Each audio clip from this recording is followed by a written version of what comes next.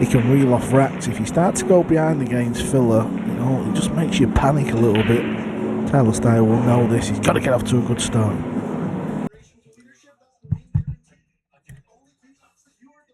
Hello, it's Aaron again, bringing you another reaction video.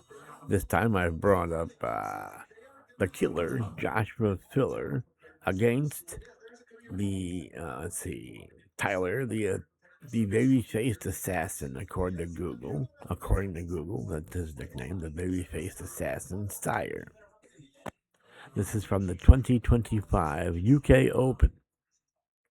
And I guess they're playing 9-ball. It didn't say. I just pulled up a pool match to react to. Let's see what they're going to do here. I think we're about to see the lag, the very opening of the match. I don't know if I can play the entire match, but I'm going to play as much as I can. Well, Styer faced another giant of the game at this stage of the UK Open last year. It was Shane Van Boening, and he very nearly beat him. He's only beaten Hill in the end. It was a disappointing year for him, you have to say, as far as the matchroom events were concerned. And a disappointing start to 2025 in that regard, because he had a poor showing, really, at the European Open. But a much brighter week for him here in Telford.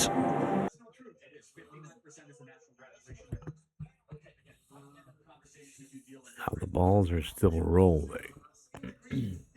But it didn't appear as though Tyler Styer put in a very good effort into the lag. I'm sure he tried, but it didn't come up very good here. It looks like this ball was almost done rolling, and Joshua's ball is still going. So clearly, Joshua won the lag, and Styer didn't put in much of a very good lag at all. That was a very poor lag as a Federer max. At least he got past the side pocket, but barely. It won't get into the break box, probably. Well, it'll get into the break box, but it won't be enough to win the lag. Let's see. Joshua's going to win the lag. Let's see what happens when he breaks. And it would get a whole lot brighter if he could take the scalp of Joshua Filler here. Filler has comfortably won the lag, and he will start us off. Race to 10 for a place in the last 16 and a clash with Naoki Oi.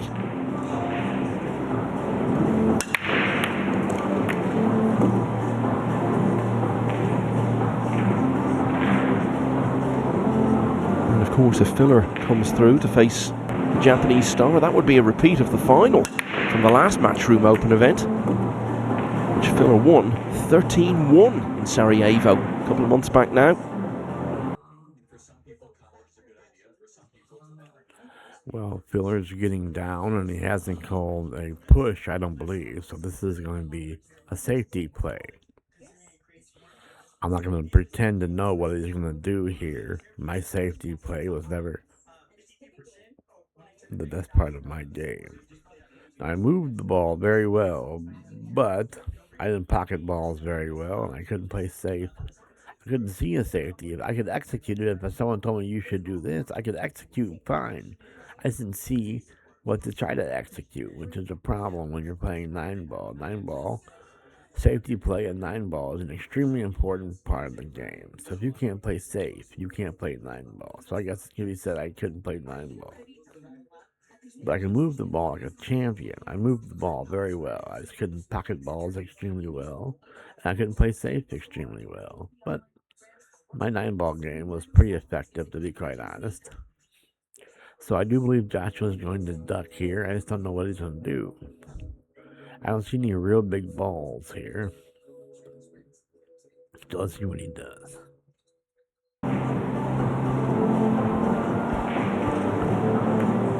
Yeah, it was a complete domination, that final. Filler.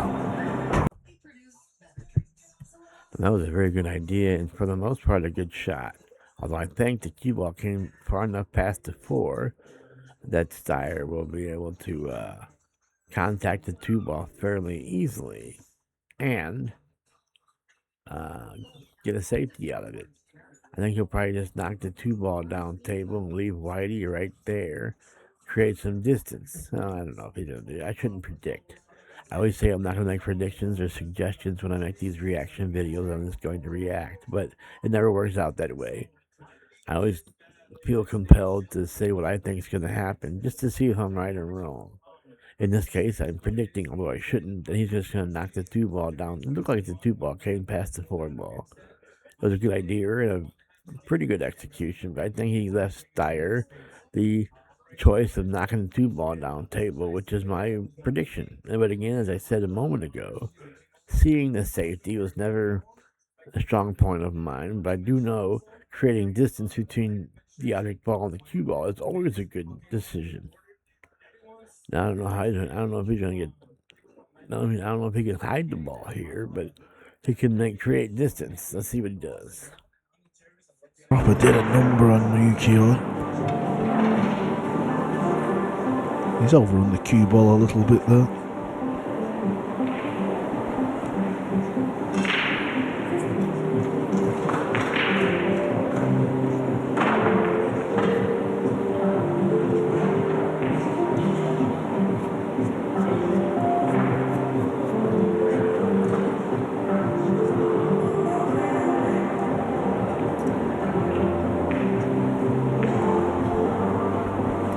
Bit of a Moscone Cup feel to this, of course, Europe versus the US. And both of them have been part of that wonderful tournament on many occasions. The first time they faced each other directly in the Moscone Cup was 4 years ago in a singles, and Styer actually won. Since then... Well, looky there. He shot my shot. Now I feel like a champ, when actually I'm a chump.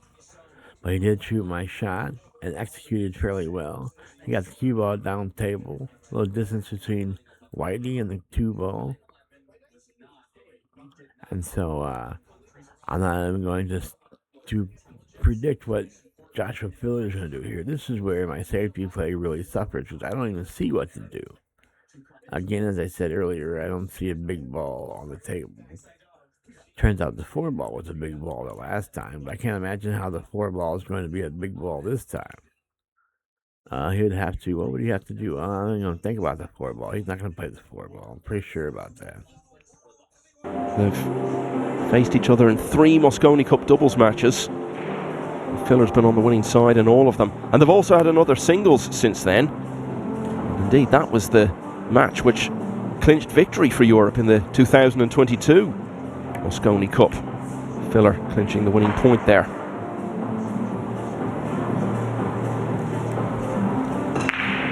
How do you like them safety shots? Look at the angle he got with the cue ball, missing all the balls and just coming to rest behind the pink. Well, that's why I don't open my fat mouth. I said he wasn't going to use the 4 ball on that particular shot, and look what he did. He used the 4 ball. Who knew the 4 ball would be so big this early in the match, or in the rack? Twice he's tried to use the 4 ball to hide the 2 ball, or hide the cue ball from the 2 ball.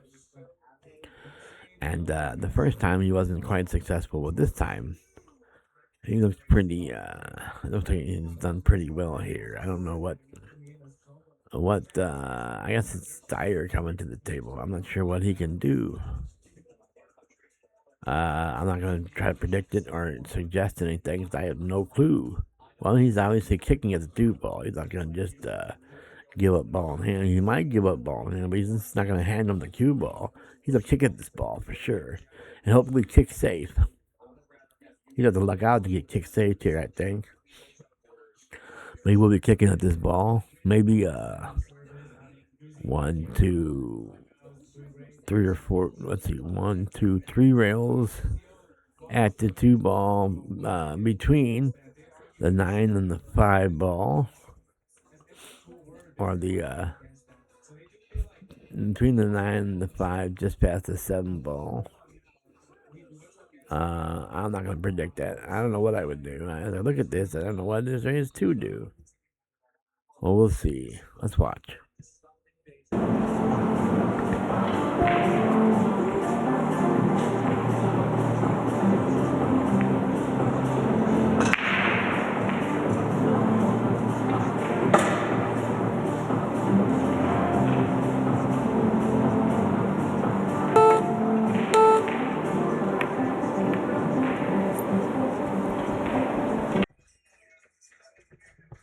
Again, he shot my shot, or what I suggested would happen. I didn't really suggest it or predict it because I said I'm not going to do that. I just did just what I would do because that's all I saw was 3 rails from going between the 9 and the 5 past the 7 ball, and then either go into it or come in from behind it. Now, kicking the ball like that and coming in behind it might left you with no rail. That happens sometimes.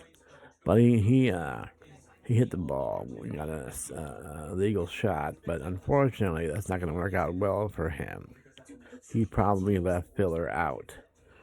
The 2 ball is dead in the side pocket, and 3 ball sits next to the 9 ball. Also has many holes, almost every hole on the table except for the bottom left-hand corner pocket because it won't go past the 9 or past the 4 ball. But he does go in the bottom right-hand corner pocket, the 3 ball, I mean. 2 ball in the side, 3 ball in the bottom right-hand corner pocket, and then the 5 ball wherever he wants to put it, and the 7, 8, and 9, and he's out. If it works that way. I think he's favored to be out from here. We'll see what happens, though. That could scarcely have turned out worse, Carl. Yeah, it was great safety from Josh, and now he's been blessed with an easy opener. As long as he gets on this 3 ball, which he does, just a case of connecting the dots. Filler is hard enough to beat even when you do somehow get into a lead against him. But if he's the one who makes the fast start, we've seen it so many times, haven't we? He can just freewheel away. And that European Open final we were talking about was a case in point.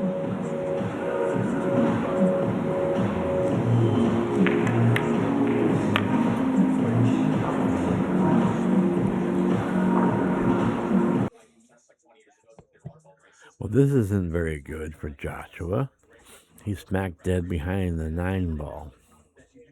But not much room to get over the 9 if he decides to go airborne, which may be his best option if he can get up. The problem is he's left-handed, so he'd have to kind of be twisted. And now right-handed, he can easily get over this 9, I would say. I could with all my skill. No, I'm kidding. As a left-hander, I don't think he's even try to jump over the ball, which means he's going to try to jump over the ball because I'm always wrong. We'll see what he does, though.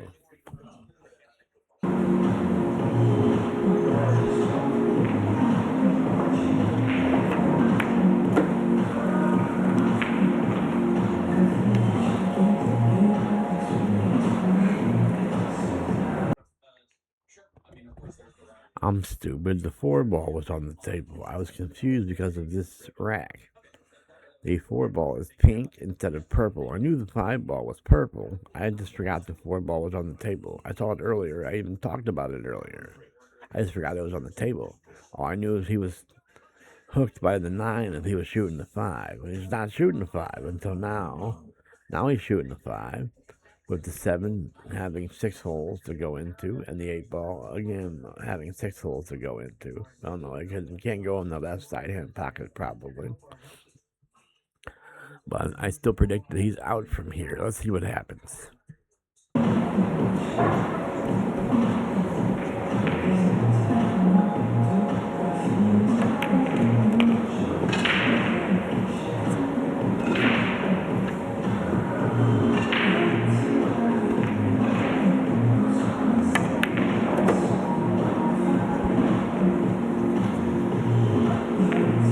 So Filler falling back in his tactical game to force the opportunity. And it was the sort of chance he just so rarely passes up. Joshua Filler into the lead already at 1-0. It's been fairly straightforward going for him so far. All very one-sided matches, except you would say for the winner's qualification round against Mateusz Niegotzki. Pushed him to 9-5. Came through earlier today against Can Salim in the all-German clash. 10-2.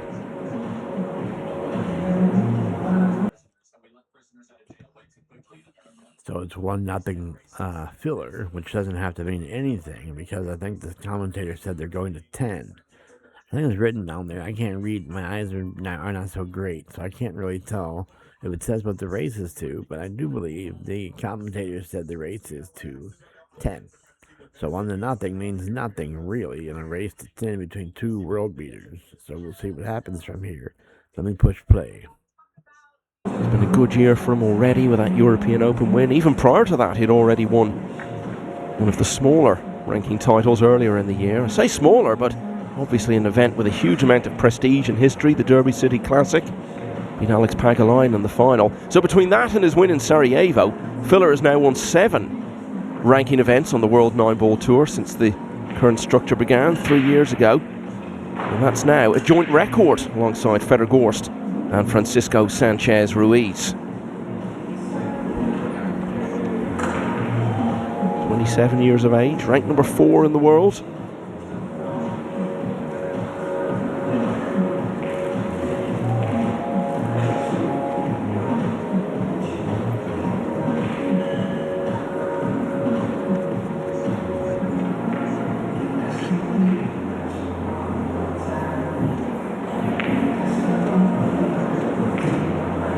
Off we go again. Rack 2.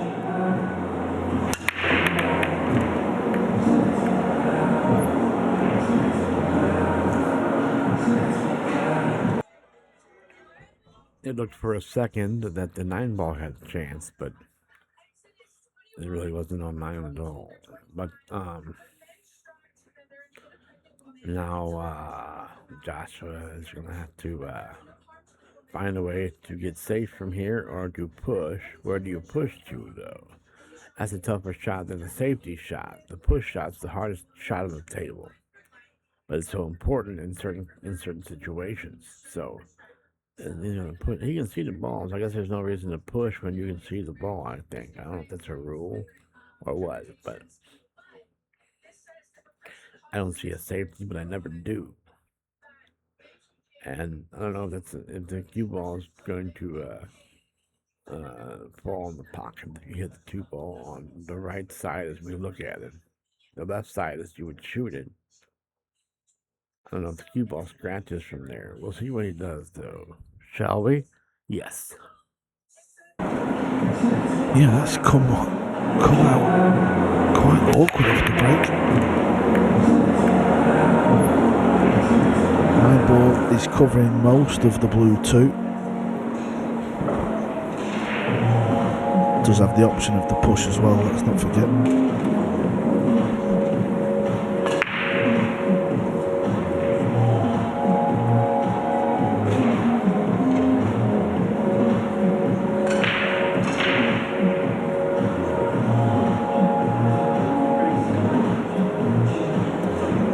All matches have now either been completed or are in progress in this last 32 round. A hectic couple of hours ahead to conclude Friday's play in Telford. Yeah, he's just trying to tie the pink forward. So he did push. I think all he did was trying to create a problem with the rack, so that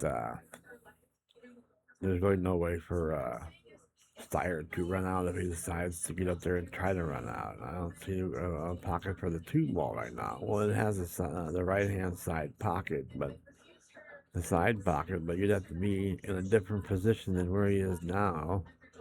He could potentially kick at the 2 and try to make it off the 9. I'm not predicting that. That's crazy. But that's something I would try because I'm an idiot, I guess. I would try to kick off the bottom rail and go into the 2, hoping I could make it off the 9-ball. We'll see. I don't know with how much power I would do it, hoping to maybe fluke the 9-ball into the top left-hand corner pocket, depending on how I contacted the 2-ball. I'm not really suggesting he's going to kick at the 2-ball here, trying to pocket it off the 9-ball. But that's something I would do, because I'm an idiot. Or up. Don't know if he's done that. Obviously it's super difficult to tell from here if it still goes in the top left corner pocket. Styer doesn't have to play the shot. He can put Josh back in. That's the rule on the push out. He'll have a nose at what's on offer and he'll make his decision. I forgot about that. He just can hand it back. There's no reason to check up the 2-ball and try to play some gappy shot off the 9. He could just give it back and not have to deal with it. And now Josh has to deal with the problem he created when he tied up the 4 and the 5. I predict he's going to give it back here. We'll see what happens, though.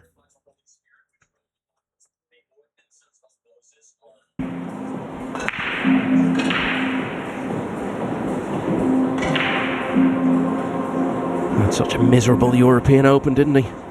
Lost his second match to Abdullah Alenzi, 9 racks to 2. A real eyebrow raiser of a result. He did win one match on the loser's side, but then lost. He might be looking at my shot. If he shoots my shot, I'll shit my pants. That's just so wackadoodle that I will shit my pants if he shoots my shot. Kicking the 2 into the 9, trying to pocket it in the side pocket. We'll see what happens. DeCostas Kukiadakis, so didn't even make it to loser's qualification.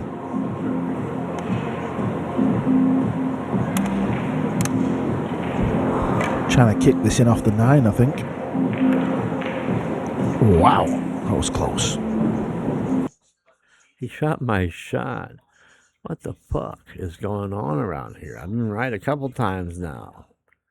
That was just so crazy of a shot that I feel like an idiot even thinking about it. But that's something I would have done if I was on the table. I just couldn't think of anything else. And so, I mean, I do know I would have given the push back if I was playing. But I never would have thought, and I would have shot the shot he just tried because I'm a moron, though. That's the kind of shit I used to do. I tried to be creative at the table. That's just one of the things I thought it would go. And so did he, obviously. But he's left the 2 on the side now for sure. If the 3 passes the 6 ball, that's trouble for Styer.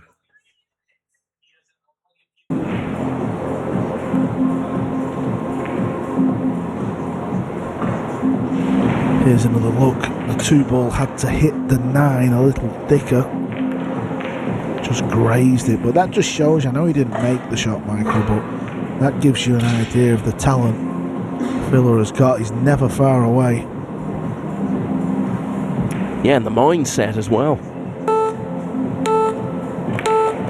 That to be his shot choice.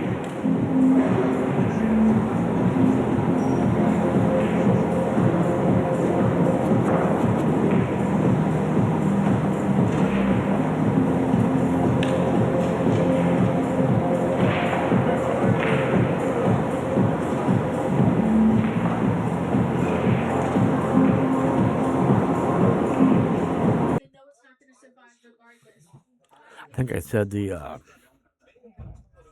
3-ball going past the 6-ball would be trouble for Styer, but I actually meant, of course, Filler, because Styer does the table now. And so I was just a little confused, as I usually am.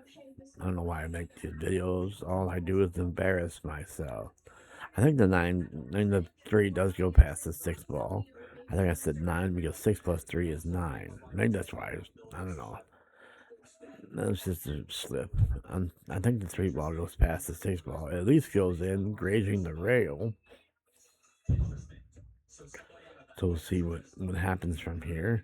Again, as we saw earlier, Filler tied up that 4 and that 5. Now he has to deal about that quickly. Although there is a safety, I'm sure, freezing the 2-ball up against the 5-ball and sending the 4-ball down 1, 2, maybe 3 rails to the other side of the table. If he draws this back to do that, that's what he's going to do.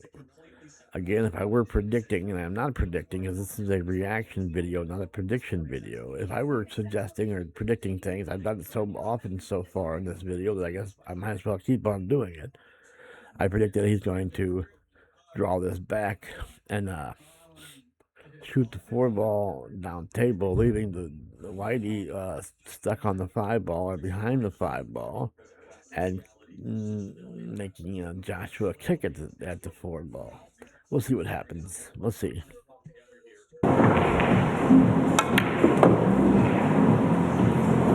He wants this to stop because I think he was going to play the hook. That's if the 4 doesn't go.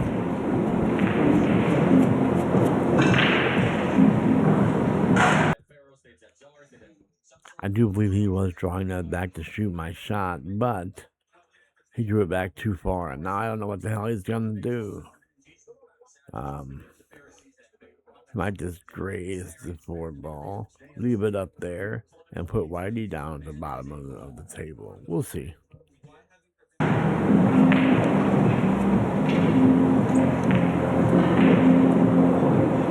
Extension.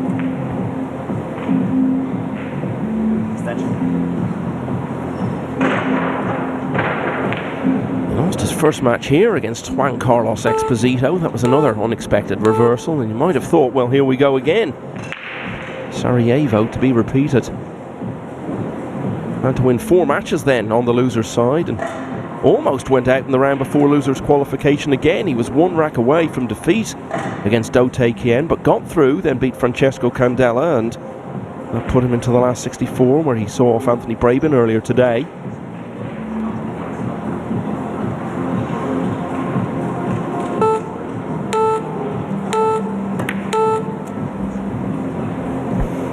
Okay, there you go, it went, and he played a wonderful positional shot. He had to avoid that 8 ball. I took my headphones off and was glancing toward my television. I have no clue what he just did. I guess the 4 ball went past the 5 into the corner pocket. I imagine that's what he did. And now he's very good on this 5 to get on the 6 and then get on the 7 that's dead in the corner, that's hanging in the corner pocket, and then he's got the 8 that's got the bottom left-hand corner pocket. The 9 ball can go in any pocket on the table, so I predict he's out from here. I was dead wrong about the 4 ball, but maybe he is out. That's another prediction that I shouldn't be making. Avoid the right side pocket. A really good shot there from Tyler. Spoke about the importance of not letting Filler get his feet under the table. He can disappear out of sight so quickly. Having done the hard part with that previous shot, Styer simply has to finish the job here. Surely he's not hooked himself. I think he's just okay.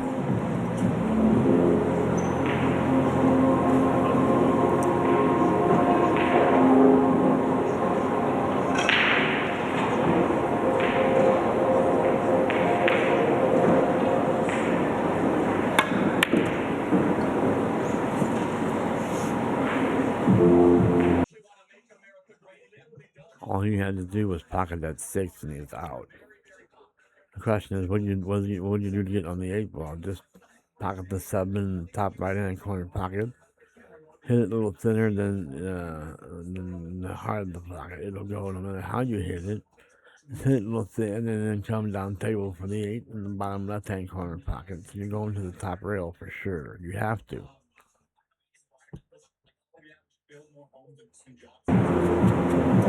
Number 27 in the world rankings, Tyler Styer, turned 30 in January of this year.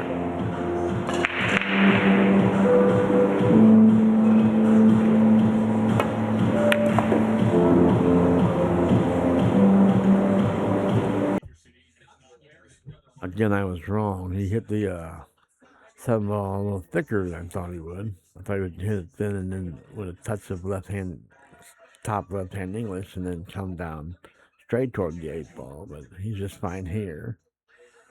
And now he'll probably shoot the 9 ball in the right-hand side pocket. Again, I'm making predictions that are just going to embarrass me.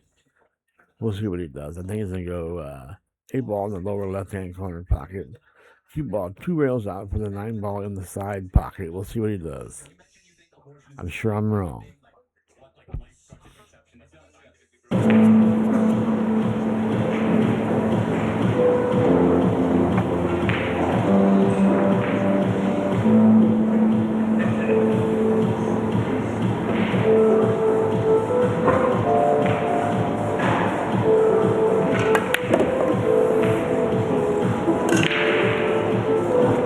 Well, one fairly glorious shot early on. Set him up, and he's taken care of business efficiently since then.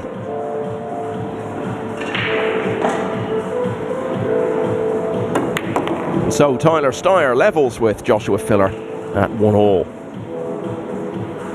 We've already got one Scot into the last 16 tomorrow. We may well have another one. Jason Shaw 4-0 up now against Lu Hai Chan. Piers Labutus has edged in front of Max Lechner at 4-3. Mickey Krause has taken the opening rack against Mark Bijsterbosch. Pong Nam Pham off to a good start, leading Torsten Homan 3-0. If Pong Nam Pham wins that, we'll have an all-Viet. Did he say Mickey Mouse is playing in the tournament? No, he said Mickey Krause. I know who Mickey Krause is. I'm just being silly. It'd be funny if Mickey Mouse got up there and tried to play some.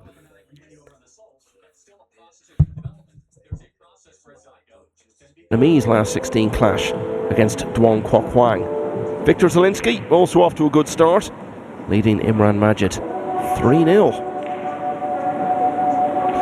Got to say a word about Imran Majid, Carl. He's 52 years of age, but he keeps turning up to these events, giving everything to it, and can still get some results and some good runs. Yeah, he's a battler. He's a grinder. Been around, well, a long time. He was playing 9-ball way before I even had a go with the cue. That just shows you how long he's been in the game, and still very much capable of getting them results and going deep, but he just never seems to turn it into wins. I suppose that's how hard it is to win. He was well in front earlier on against Lo Ho Sum and seemed to be stuck on the hill for such a long time, but eventually came through. It was visibly taking its toll on him. You could see him sweating and stressing. But came out with some really good shots actually towards the end and got over the line. So for the first time in this match, we're going to see the break of Tyler Styer, and Carl is going to give us some insights into his break. I wonder if Tyler, as so many other players do, uses the cut break. We'll find out in a second. I'm not predicting that he uses the cut break, although he probably does. So I am predicting that he uses the cut break. So watch the one ball in the left-hand side pocket. Technique. He's actually one of the best breakers we have, actually. There's obviously a group of people who we would put in that regard, and thankfully he doesn't let us down. He draws the cue ball across, back into that stack, puts the one in the side. Watch the cue ball off the rail. This is the idea, getting it coming back, and sometimes it does arc below the 9. He actually hit it perfect. No love on the blue too, so it's going to have to be a safety. Probably try and get this cue ball. What's he looking at? No, as I look at this situation, I see the 6-9 together. That looks pretty big, but you can't get the cue ball on the other side of the 6-9. I might try to play the 9 and the cue ball into the middle of the 6 and the 9. Hopefully it stays in there, and cue ball will be up table, and you can hide the cue ball from the 2 ball with the 9 ball. If you get it wedged in between those. I'll see what he does, though. I don't know. I'm really not going to make predictions on safety play because I'm not very good at it. Yeah, how's he going? Could just put the 2 on the top rail. Try and float him behind the 9, but he's going low. I don't know if he's going to try and come down below the 8. No, he's played the first shot. He's played it well. Again, they shot my shot. What the hell's going on around this place? What the hell's going on around here? They all play bad. Just took the field apart in Sarajevo, didn't he? Joshua Filler came through his 3 matches in the double elimination phase for a total loss of only 2 racks. And then his first 3 opponents in the single elimination phase didn't even win enough racks between them to win a match. 10-2 against Dimitris Lukatos, 10-3 against Zhao Grio, and even when the level of opposition stepped up against Jason Shaw, still came through 10-4. Got a bit closer then in the quarters against Wojciech Szewczyk and the semis against Piers Labutus. but even they both only managed to get to 6 against him. And then, of course, there was that final against Naoki Oi, which he won. He has a chance to shit the 9 ball in here. He's not going to shoot the 9, I'm sure, from here. But he's looking to contact the 2 ball, probably after the long rail, bottom rail, into the 2 ball. And he has a chance. The 2 ball will probably contact the 9 if he is successful in contacting the blue ball. The 2 ball is probably going to hit the 9 ball. He has a chance to shit it in, either in the top left-hand corner pocket, or even if the 2 ball slices the 9 ball thinly, and it'll be in the left-hand side pocket. We'll see what he does. I don't know if he's going to shoot that shot 2 rails into the 2 ball. I'm predicting he's going to go to the right side, long rail, down to the bottom rail, back into the 2 ball. And the 9 ball is going to get moving, is what I'm suggesting as well. 13-1. So across the week, he won pretty much 80% of the racks he played.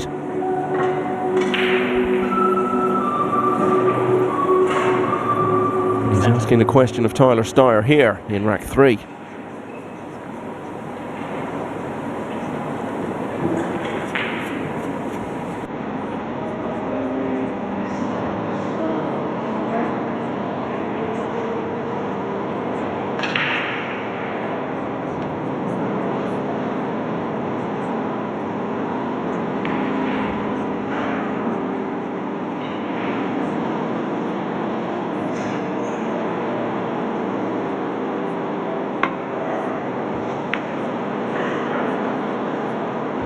Yeah, good kick shot that. Of course, he shot that shot, and the 9 ball wasn't even scared by the 2 ball. I thought perhaps the 2 ball would go into the 9 ball, get it moving a little bit, but I was dead wrong. So maybe these guys can play after all. Hit it full, really good pace. Stops Phil from attacking the table. It's going to have to be a safety. Maybe able to get the cue ball in behind the 8 after the blue really thin though. He's going to achieve that. So he's played. It's a bit too thin. And he's had a fortunate roll. He doesn't need rolls. That's the last thing that kid needs. Speaking of kids, I believe that's Sam Henderson, who made decent progress in this tournament, one of the American prospects. Looking on as his compatriot strides the table.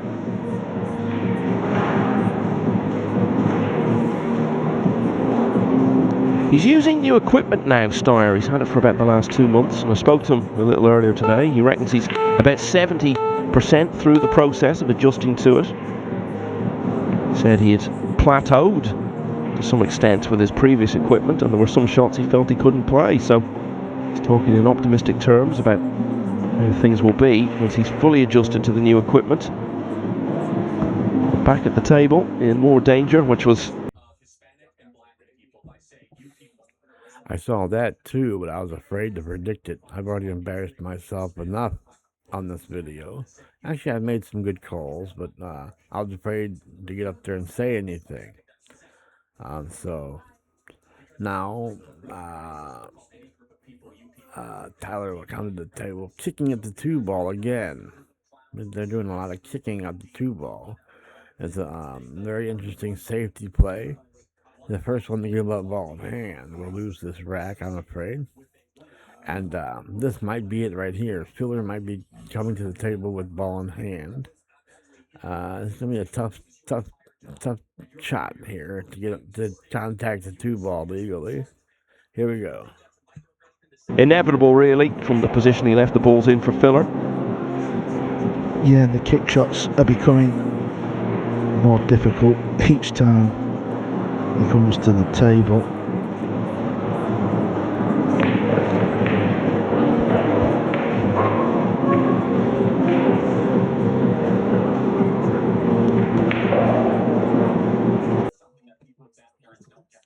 Three rails, dare I say? Perhaps. Let's see.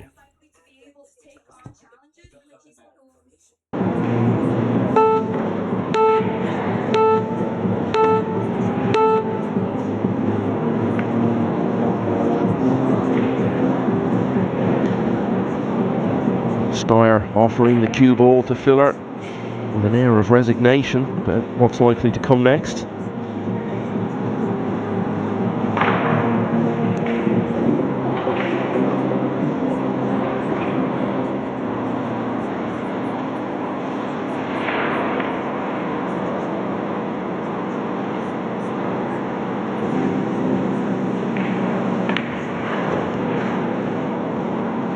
So it was 3 years ago that Filler won this UK Open, beat Francisco Sanchez Ruiz in the final, and continued a wonderful few weeks for him. He'd become World Masters champion shortly before that.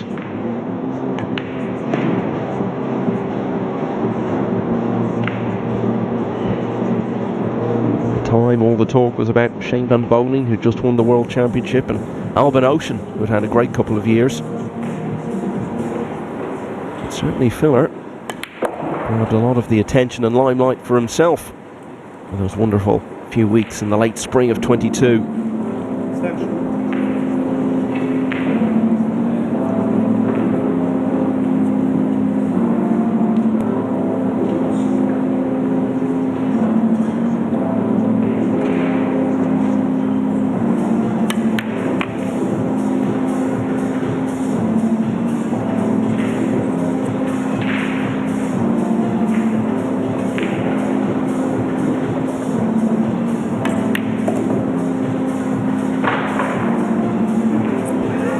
There are all sorts of stats you could have in the game. You could go on forever putting them together. If you had a stat for percentage of racks won from ball in hand, I think it'd be pretty high for all the top players, but Filler would perhaps be the highest of them all.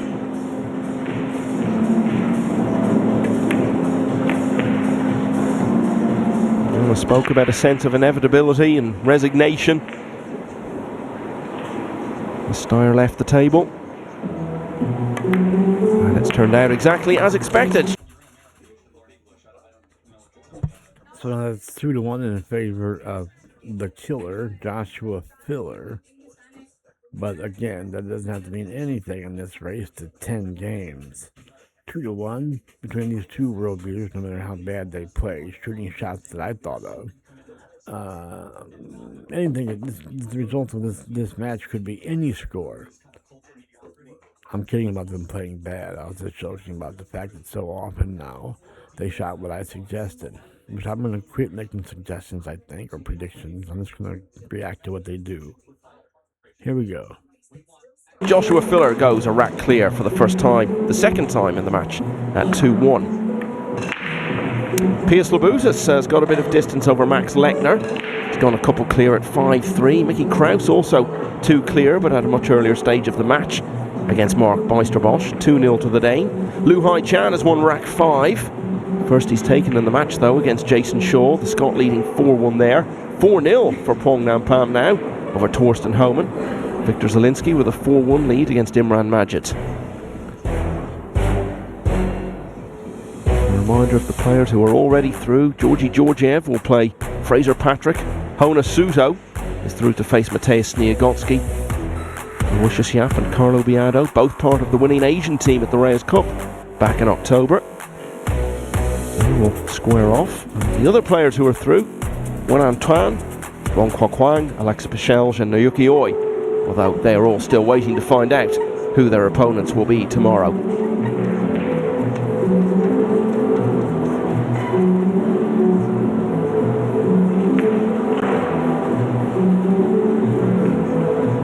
Pius Labutis in play over on table 2. He's got a fairly straightforward 8 and 9 to extend his lead to 6-3 over Max Lechner, so pulling away after a close fought start. 1 in the side again for Filler.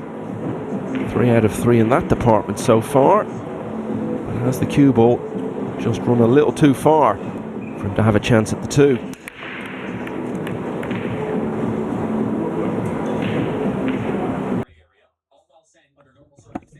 Both of these guys are pocketing the 1 ball regularly, but they're not getting very lucky on the 2 ball. As we look at this, it looks nice, but the balls are still rolling. I think he gets caught behind the 9. Let's find out.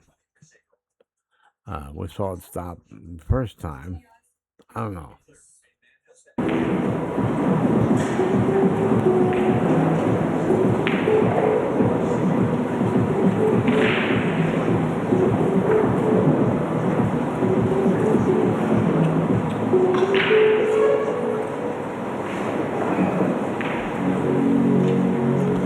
He feels like he can see enough. Oh, he could.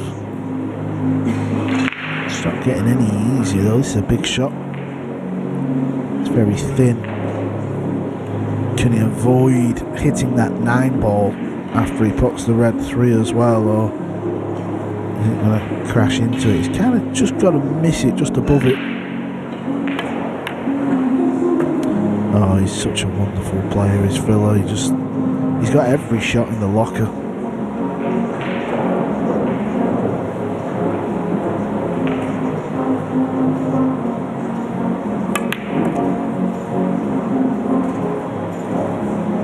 Went very close to retaining his UK Open title 2 years ago, but ran into Eklund Kachi in the final, and boy did Kachi play well. Beaten very comfortably in the end.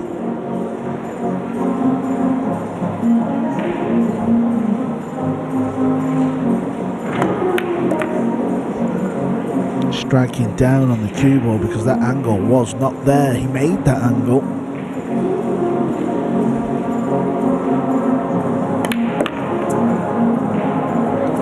You could hear the tut. That's because he's hit the ball too hard. Any angle, he's won the rack. Now he's put himself in a bit of a tricky position. If he's got a bit of an angle, he might try and force this out, drawing the cue ball. Okay, he's took a longer ball here. That's all he could do. He's done this over the years, to be fair. A lot of players might have tried to have got the cue ball further out with more power and draw, and ended up missing the ball. What Josh has done is he's thought, well, I've made a mistake. I'll take my medicine. I'll leave a long 8.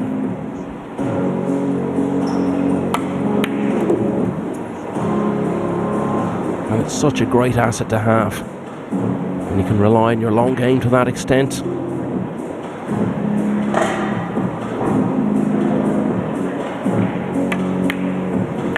And in rack 4, the first breaking run of the match arrives. Filler goes a couple clear for the first time at 3-1. Pius Labutis is really pulling away now.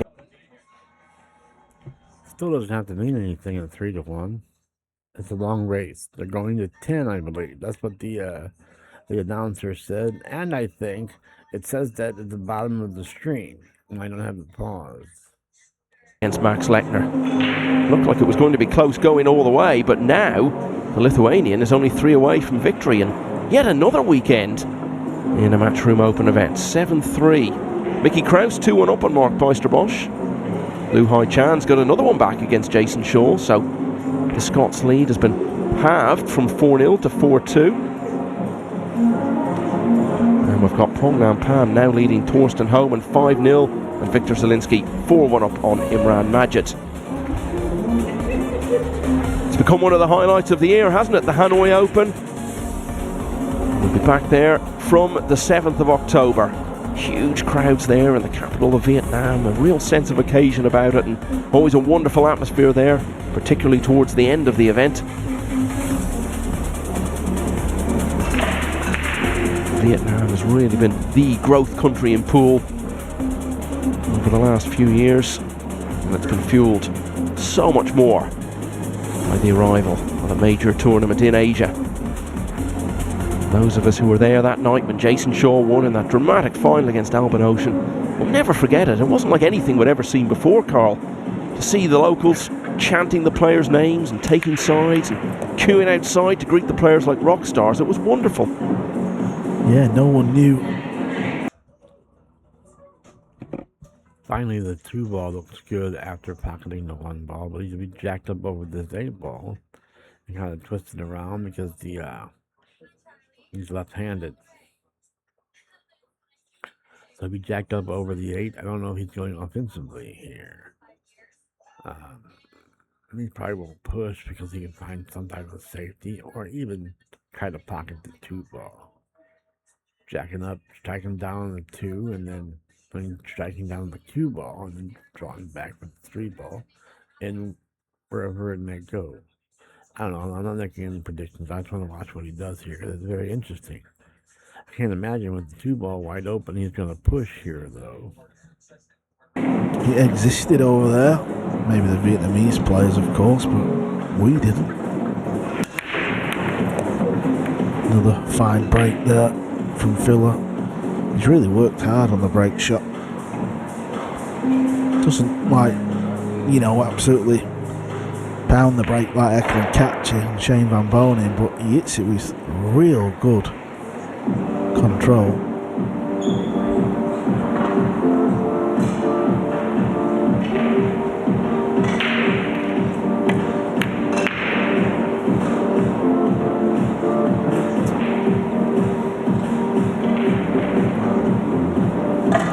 Not happy with that one.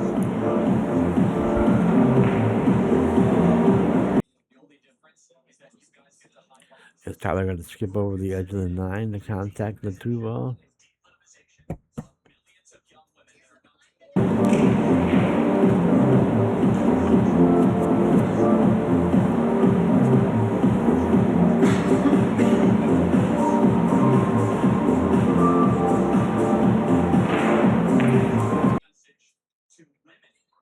I guess he doesn't have to. I guess he can see the ball. And if he can see the ball, it means he can see it in a spot where he can cut it into the corner if he opts to do that. If he shoots that shot and misses it, and he comes close, Wiley will be down at the other end of the table.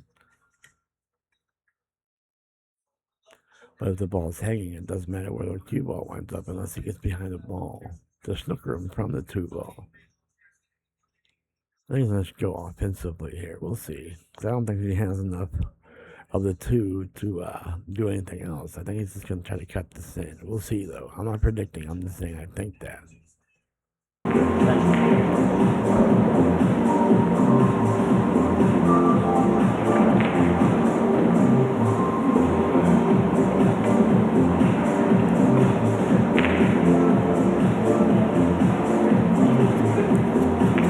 Spending a lot of time playing golf recently, Tyler Styer. He's a 10 handicapper. He's introduced his wife Margaret to the game. She's a well-known pool player herself. They've been spending a lot of time doing that recently.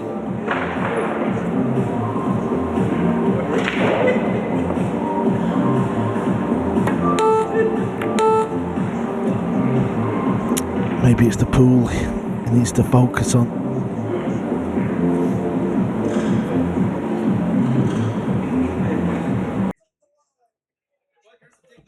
Once again, I was dead wrong. He was playing safe there. I can't tell because Joshua was blocking the... Is it him still? Or is it Joshua at the table? I think Tyler is blocking where the cue ball is. I don't know if he got saved. I do remember the cue ball getting close to that bottom rail. If it's up against the rail, the killer may not be able to go offense here. He might try still. He can knock these balls dead. I've seen him make some crazy shots, so we'll see what he does. Yeah, if he's going to have a chance, you sort of feel that every little glimmer like that he's given, he's got to capitalise on it.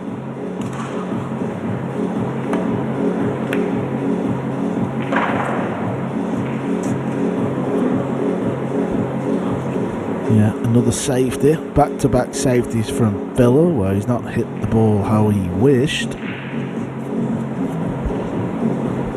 Still only 3-1 here, but you kind of get the impression that this rack is a little bigger for Tyler than Joshua.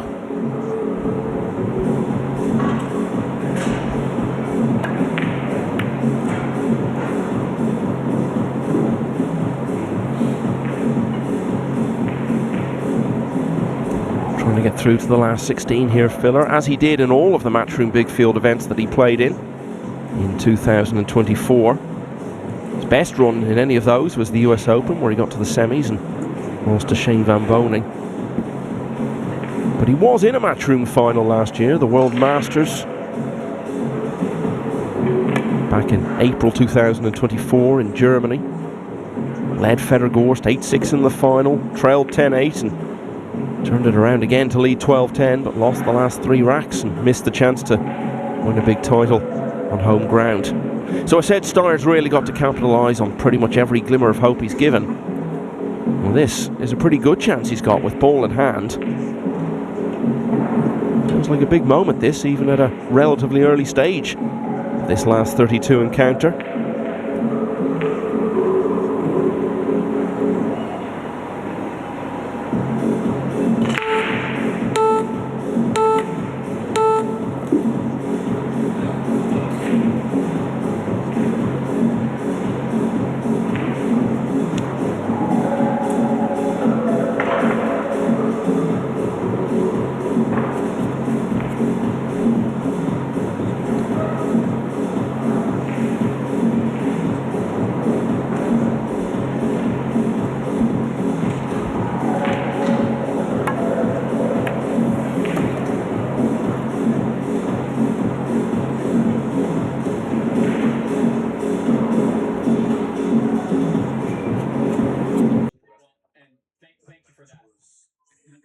I'll pause it here for you 9-ball players, and I'll ask you the question. Do you go between the 8 and the 7 here, up for the 5-ball in the top right-hand corner pocket?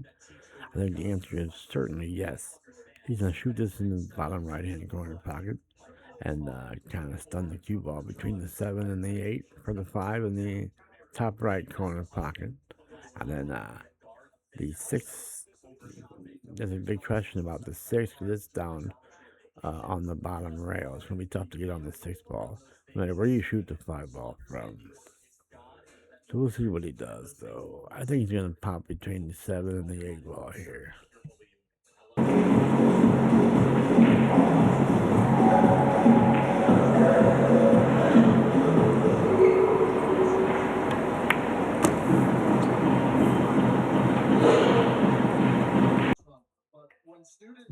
Of course, I was dead wrong.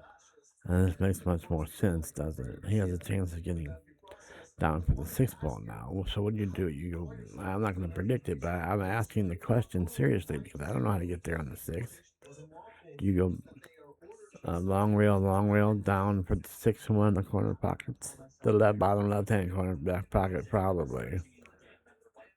I think you go back and forth with a lot of speed, trying to get down table. And you go back and forth with, again, a lot of speed, a lot of right-hand English to get the angle to go back down table and then get an angle on the 6 ball. Very experienced Mosconi Cup player now, was on the winning team in both of his first 2 appearances, which was very unusual at that time because it came off the back of a run of 8 straight defeats for the US. And fair to say, Carl, that he was perhaps the best American performer in Orlando last year? Yeah, he's kind of making a real claim to be there every year. You know, it's going to get a little bit tougher, isn't it, now? Fedor Gorst plays for the Americans. Shane's not getting any young. How'd my daddy hit that ball for 1,000? Not a bad shot there from young Tyler, the baby-faced assassin Styer. Obviously, Skyler does so well in the team now. But you've got to say Tyler Styer, really. He shows up, doesn't he? Gives it his all, and he's won points. He's won some big points in the Cup.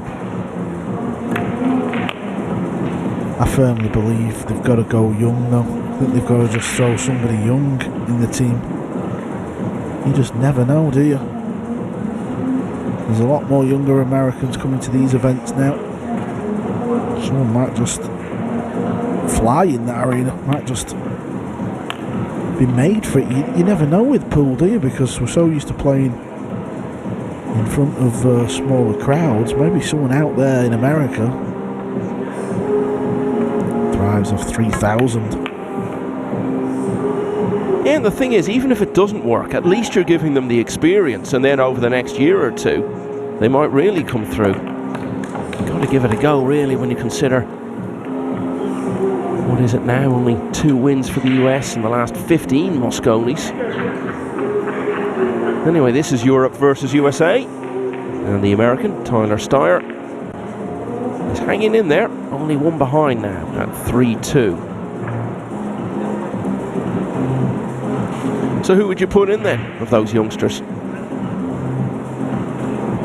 I've probably not seen enough of them to make that call, but I would imagine Jeremy Jones and Skyler and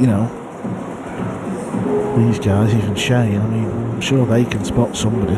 From what we've seen on tour, Lucas for Crasavana, Landon Hollinsworth looks pretty good to me. Looks really good, actually. Well, for Casso Werner, he's not done well in any of these big Matchroom Big Field events yet, but in some of the smaller ranking events, he's gone deep in a lot of those. In fact, he's been to the final of 3 of them already.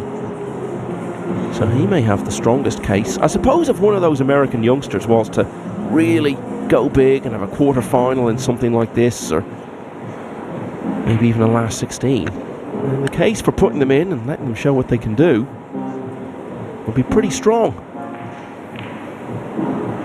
Styer breaking, just one behind.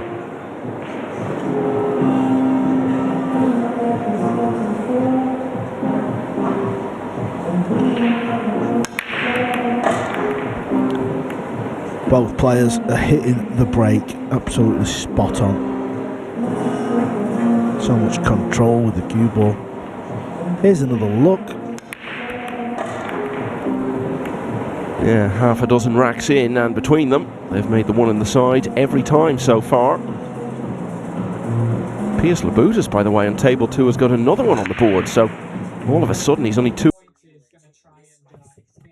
He almost solved the 2-ball problem by pocketing it in the bottom right-hand corner pocket, the wing ball. But it didn't go, so now he has to fade this. I guess the balls are done moving. I think the balls are done moving here. So this is what he has to look at for the 2-ball. I don't know if he can see the 2-ball. I don't know if the 2-ball is looked behind the 4-ball or not, but I don't think it is. We'll see what happens, though. Here we go. Away from the last 16. Leads Max Lechner 8-3.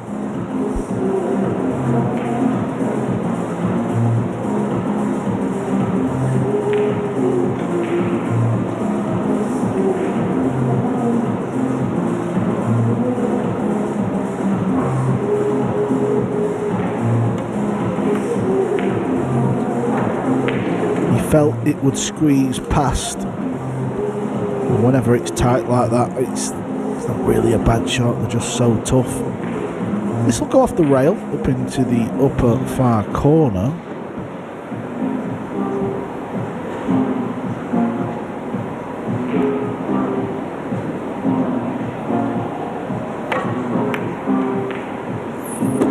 Knew straight away, didn't he?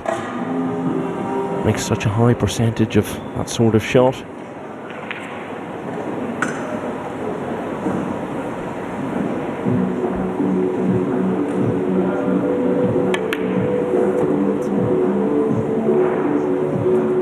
Look at what he's done already in the game, and he'd achieved so much at such a young age, but even at 27, still an air about Filler that he's really only just getting started.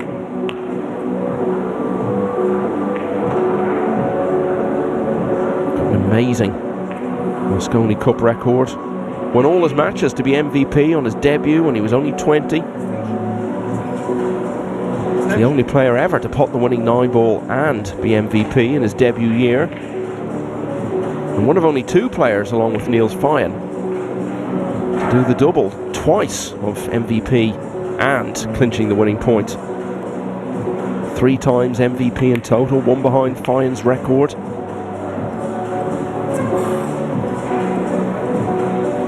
So much time to add to all of those numbers.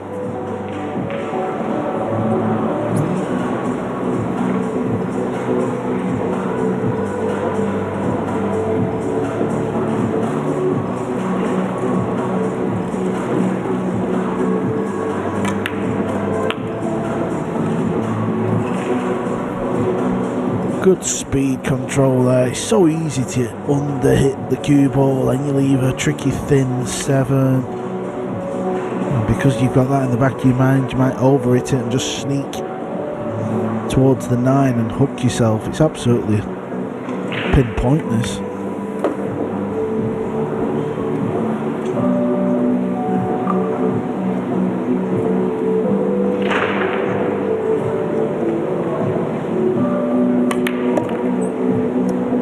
So he's going to be a couple clear again.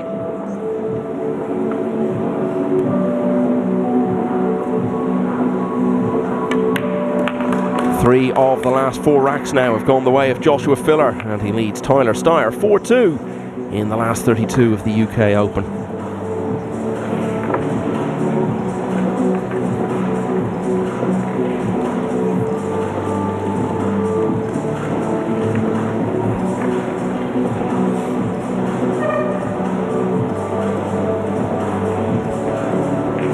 Can't ask why players do this, Carl. You look at Styer, he's come to the table to take the balls out of the pockets and speed up the racking process. Surely you want to slow Filler down a bit. I know it's only a minor point, but these little things can make a difference.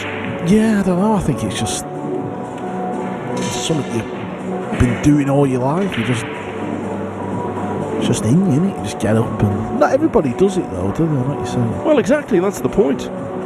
Filler's such a momentum player. Once he gets going, he can just freewheel. He's always so anxious to get on with the next rack. I'm not saying you should stand in front of the table and try and stop him getting to it or anything, but don't help him on his way.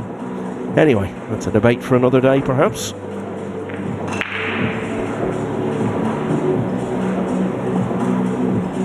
Mickey Kraus on table 3 needs 8 and 9 to lead Mark Meisterbosch.